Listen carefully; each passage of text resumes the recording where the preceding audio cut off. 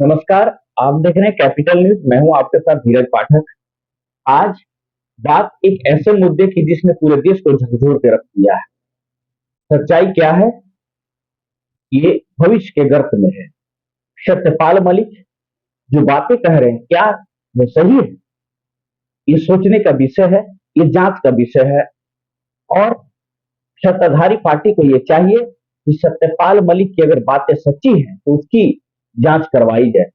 विपक्ष जहां एक और कह रहा है कि सत्यपाल मलिक जो कुछ भी कह रहे हैं वो सब कुछ सही कह रहे हैं, और सत्ताधारी पार्टी एनडीए के तमाम घटक दल ये कह रहे हैं कि जब सत्यपाल मलिक राज्यपाल थे तो उस समय ऐसी बातें उन्होंने क्यों नहीं कही। सरकार के विरोधाभास, विरोध वाले स्वर और उस हमले को राजनीतिक रंग सरकार ने कैसे दिए, ये तब क्यों नहीं कही उन्होंने। कुछ दिन पहले कांग्रेस नेता राहुल गांधी और तत्कालीन जम्मू कश्मीर के राज्यपाल सत्यपाल मलिक की एक मुलाकात होती है। एक टीवी चैनल को दिए इंटरव्यू में दोनों की बातें होती हैं। बात उस कायराना हमले पर होती है जो पाकिस्तान से समर्थित थी 14 फरवरी 2019 को, जब हमारे सीआरपीएफ के बहादुर जवान अपनी गाड़ी से जा रहे थे।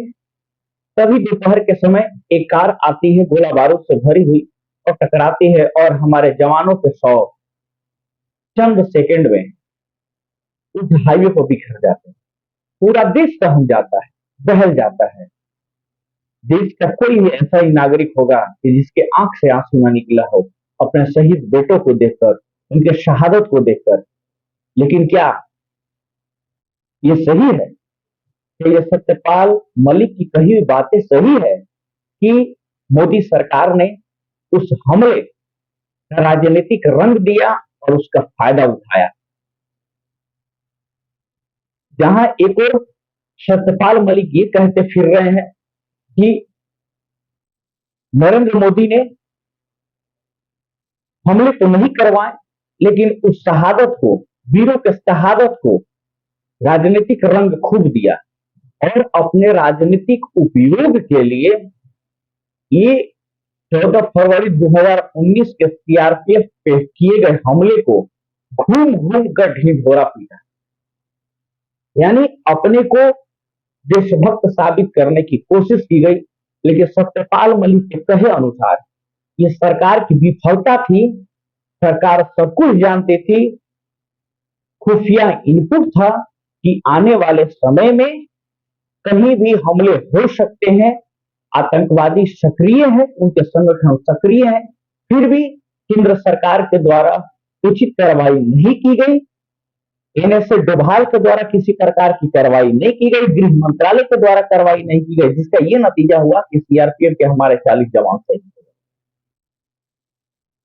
विपक्ष सत्यपाल मलिक की बातों को सही बता रहा है और ये कहने की कोशिश कर रहा है कि सत्यपाल मलिक जो भी कुछ कह रहे हैं वो सही कह रहे हैं। लेकिन बीजेपी के साथ जितने भी एनडीए के घटक दल हैं, सब एक सुर मिला के ये कहते फिरे कि सत्यपाल मलिक जब राज्यपाल तब उन्होंने ये बातें पब्लिक डोमेन में आकर क्यों नहीं कही। उनको क्या परेशानी थी, क्या दिक्कत थी? क्या सत्यपाल मलिक को अपनी पद की चिंता थी?